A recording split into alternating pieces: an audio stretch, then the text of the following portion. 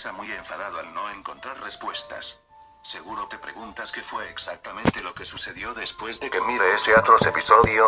Cuando apareció esa imagen del chavo con la cara desfigurada, saqué el CD y lo puse en un cajón, sin importarme si el capítulo terminaba o no.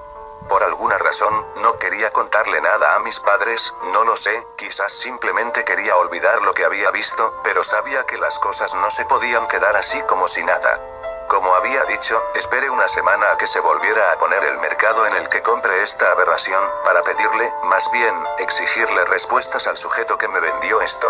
Cabe destacar que durante toda la semana que esperé, ocurrían sucesos muy extraños en mi casa, las cosas se encendían solas, había veces que la ropa estaba en otro lugar, y hasta incluso, mi mamá juró ver una sombra pasar rápido por uno de los pasillos.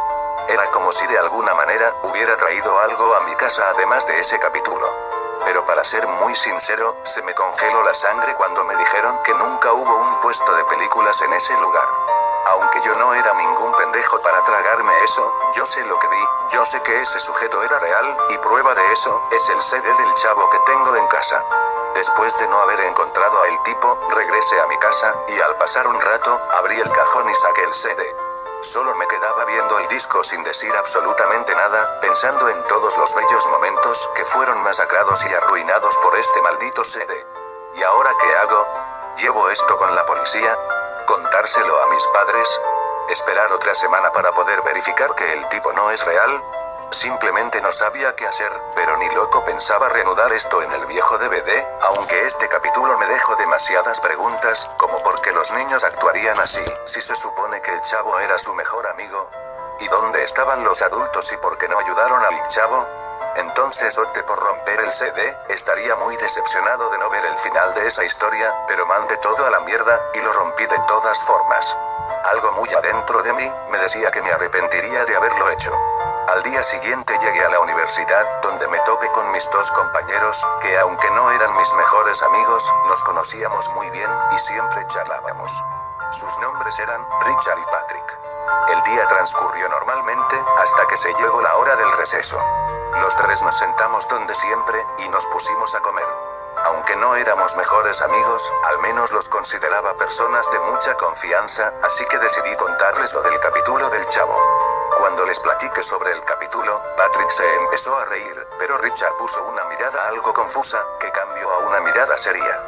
Después Richard me preguntó qué había hecho con el disco, a lo cual yo respondí que lo rompí. Él me contestó diciéndome que no debía hacer eso, ya que en caso de que se tratara de algún ente paranormal, romper o tirar el objeto solo despertaría la ira de la entidad.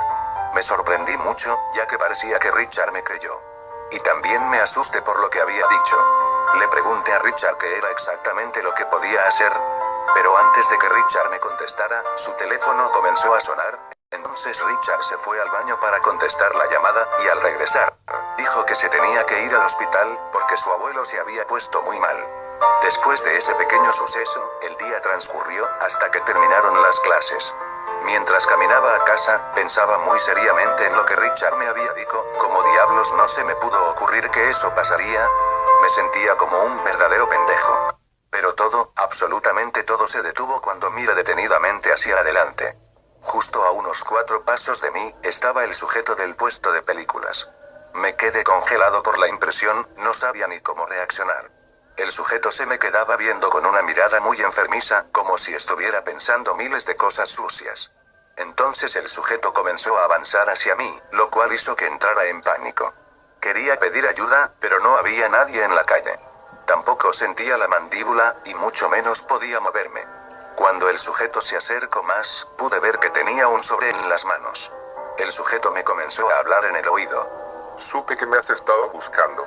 Jejejeje, pero descuida, no te haré nada, solamente vengo a dejarte esto, solo te pido que no lo rompas en esta ocasión, por favor.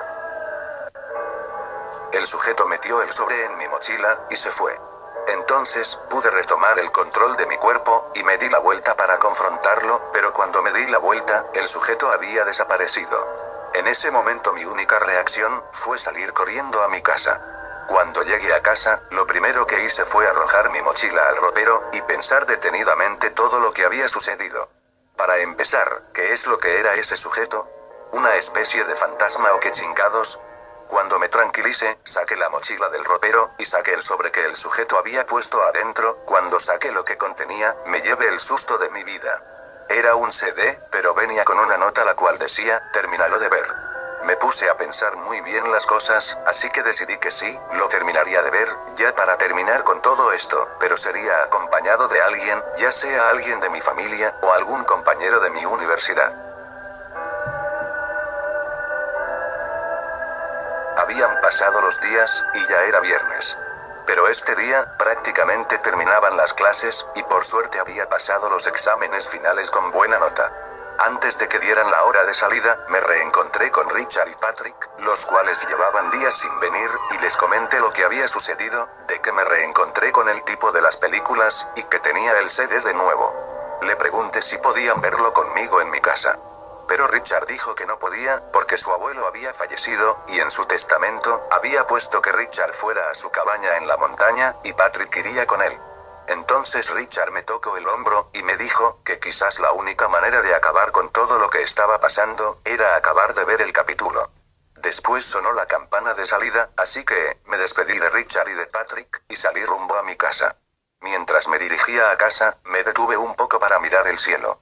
El cielo estaba cubierto de nubes grises y negras, dándome a entender que se avecinaba una tormenta. Cuando llegué a casa, me fui directo a mi habitación, y saqué el CD. No me cabía duda, lo tendría que ver completamente solo. Ya que mis padres habían salido a la boda del amigo de papá. Tomé mucho aire, y empecé a conectar el viejo DVD, ya que era lo único que teníamos para reproducir discos. Entonces, cuando estaba a punto de colocar el disco,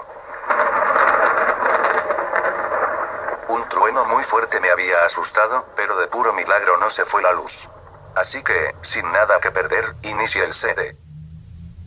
No es necesario que diga en qué consistía el inicio, ya que todo, absolutamente todo fue igual, desde la pelea en la escuela, hasta la escena donde linchan al chavo. No les miento, fue volver la escena donde el chavo es linchado de una manera muy despiadada. Pero lo que me sorprendió, fue que cuando ñoño le derramó el ácido al chavo, la escena no se cortó en esta ocasión, se veía como la cara del chavo se desprendía por el ácido. Después de unos segundos, los niños se detuvieron.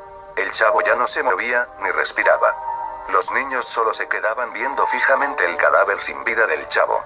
En eso ñoño comenzó a decir: me alegro mucho, ahora este muerto de hambre no nos joderá nunca más.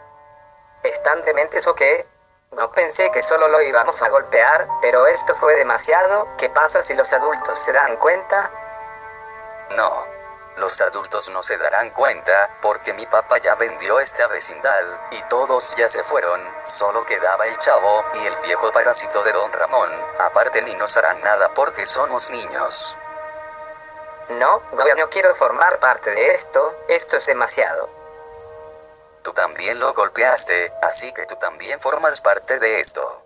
Ni se te ocurra andar de bocón, porque te irá peor que a él, ¿entendiste?